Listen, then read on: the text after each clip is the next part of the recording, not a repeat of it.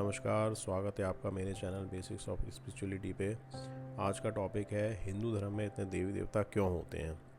देखिए, इस टॉपिक पे कई लोग बहस करने लग जाते हैं कि तुम्हारे धर्म में तो इतने देवी देवता हैं, किस किस की पूजा करोगे। तो देखिए, मैं आपको बताऊं कि हमारे जो धर्म का जो आविष्कार हुआ है वो ऋषि मुनियों द्वारा हुआ है, और वो बड़े ही समझदार हुआ करते थे। वैज्ञानिक दृष्टिकोण हुआ करता था उनका।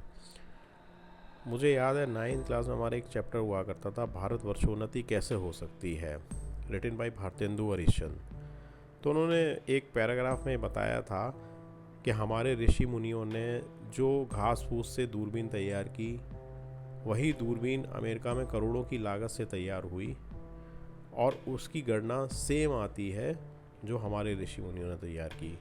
तो ऐसे ऐसे महान ऋषि मुनि हमारे यहाँ पैदा हुए हैं, और उनके द्वारा हमारा धर्म बना है। किसी एक व्यक्ति ने किसी एक ऋषि मुनि ने नहीं बनाया, कई ऋषि मुनियों के द्वारा बनाया गया हमारा धर्म है।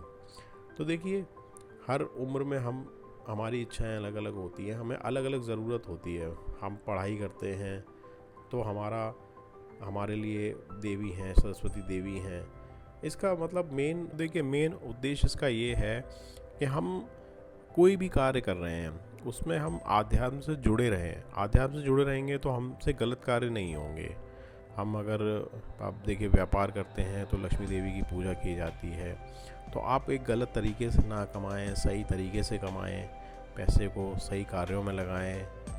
युद्ध करने जा रहे हैं तो देखिए दुर्गा माँ की, काली माँ का याद किया जाता है कि शक्ति का प्रतीक है। तो एक अंदर से ही एक अलग ऊर्जा आती है जब हम उनका नाम लेते हैं। तो देखिए, यही कारण है हमारे धर्म में हर चीज़ की पूजा की गई जो प्रकृति से जुड़ी हुई है। पेड़ पौधे हैं, पहाड़ हैं, सूरज है। एक ग्रेटिट्यूड बना रहता है। आज आप देखिए, कई लोग मानसिक रूप से जब परेशान हो जाते हैं, डिप्रेशन में चले जाते हैं, तो सबसे पहले यही सिखाया जाता है कि सुबह उठ करके आप एक प्रकृति के लिए या आपको जो भी चीज़ें मिली हैं उसके लिए ग्रेटिट्यूड अपना रखें।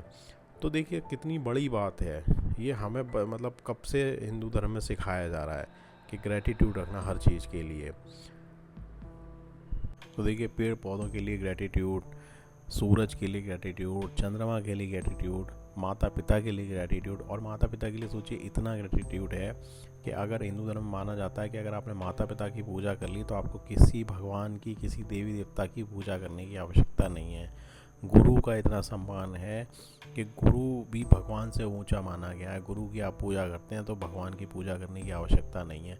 इतना वास्ट है, सोचिए कितना कुछ है। चक्रों पे ध्यान दिया जाता है, कुंडली जागरण है, योग विद्या है, आयुर्वेदाचार्य भी हिंदू धर्म में अध्यात्म का ही एक पार्ट है।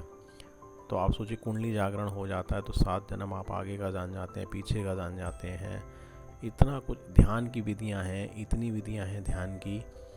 तो कितना कुछ है, इतना वास्ट है कि मतलब एक वीडियो में समझना या एक मतलब थोड़े समय में समझना तो असंभव ही है। तो देखिए, वीडियो ज़्यादा लंबा ना रखते हुए, शॉर्ट रखते हुए मैं यहीं पर ये वीडियो समाप्त करता हूँ। बताने के लिए बहुत कुछ है। तो मैंने जैसे पहले बताया आपको कि एक वीडियो में समझना बड़ा असंभव कार्य है।